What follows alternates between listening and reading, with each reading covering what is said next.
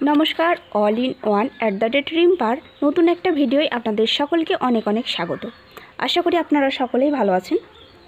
তো আজ আমি আপনাদেরকে যে বিষয়টা নিয়ে কথা বলবো সেটা হলো আমাদের বর্তমানে যেহেতু প্রচুর ঠান্ডা পড়েছে, তো সেই ঠান্ডার দরুন প্রত্যেক ফার্মে প্রচুর পরিমাণে মোর্টালিটি হচ্ছে।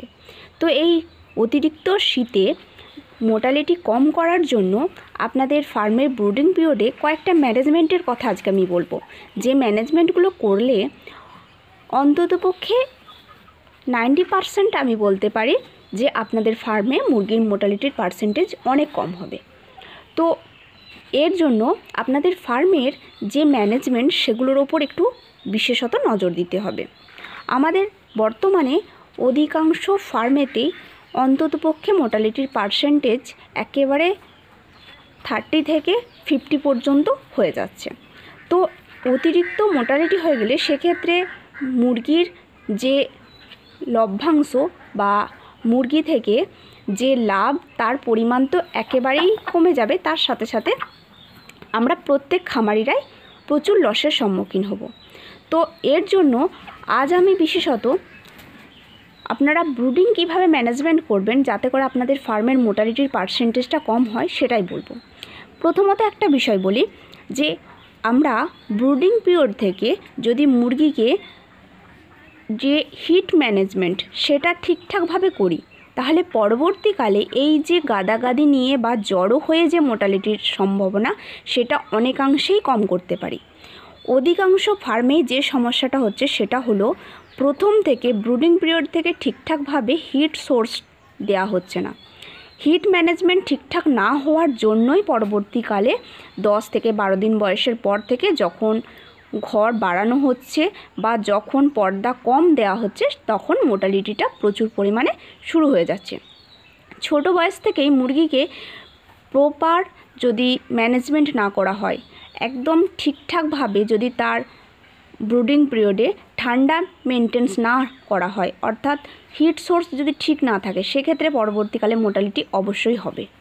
তো এর জন্য প্রথমত যে বিষয়টা বলবো, ব্রুডিং আমাদের করতে হবে। সচরাচর আমরা অন্যান্য সময় ব্রুডিং করি 400 পাখির জন্য একটি, কিন্তু এই অতিরিক্ত ঠান্ডার সময় আমাদেরকে ব্রুডিং করতে হবে 250, অর্থাৎ 250টি মুরগির জন্য একটি ব্রুডিং।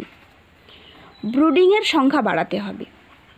ব্রুডিংয়ের ঘর যেভাবে করছিলেন 4 সাইডে ডাবল পর্দা, ভেতরের দিকে পর্দা এবং বাইরের দিকে পর্দা, তার সাথে সাথে সিলিং, যেমনভাবে ব্রুডিং করছেন বা ব্রুডিংয়ের ঘর তৈরি করছেন সেটা ঠিক আছে, কিন্তু ব্রুডিংয়ের যে পরিমাণ সেটাকে বাড়াতে হবে।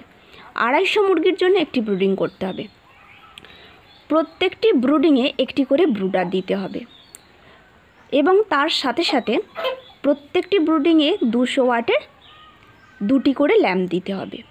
হিট সোর্স আমরা যখনই বাড়াবো, ফার্মের যদি ঘর ঠিকঠাকভাবে গরম থাকে সেক্ষেত্রে মোর্টালিটিটা ছোট বয়সেও যেমন কম হবে, আবার বড় হবার পর গাদাগাদি নিয়ে বা জড়ো হয়ে মোর্টালিটির যে সম্ভাবনা সেটাও কম হবে। তো এবার বলি, ব্রুডিংয়ের ভুসিটা একটু মোটা দিতে হবে, অন্ততপক্ষে 3 থেকে 4 ইঞ্চি পুরো ভুসি দিন। এবং তার সাথে সাথে হিট ম্যানেজমেন্টের সাথে সাথে আরেকটা যে বিষয় বলবো, প্রত্যেকটা ব্রুডিংয়ে একটা করে গ্যাস বুডারের সাথে সাথে একটা করে টায়ার ফিডার দিয়ে রাখুন, যাতে করে রাত্রের দিকে মুরগিরা সাফিসিয়েন্ট ফিড ইনটেক করে এবং মুরগি সুস্থ থাকে। তার জন্য টায়ার ফিডার অবশ্যই প্রত্যেকটা ব্রুডিংয়ে একটা অথবা 2টো দিবেন, যাতে করে মুরগির যে ছোট বড় হওয়ার সম্ভাবনা সেটা কম হয়, মুরগি ঠিকঠাকভাবে ফিড ইনটেক করে। তো এর সাথে আরেকটা যে বিষয় বলবো সেটা হলো, যদি দেখেন ফার্মের ভিতরে গ্যাস হালকা হচ্ছে, সেক্ষেত্রে দিনের বেলার দিকে অল্প করে সিলিংটা সরিয়ে দিন, সেক্ষেত্রে গ্যাসটা পাস হয়ে যাবে এবং মুরগি সুস্থ থাকবে।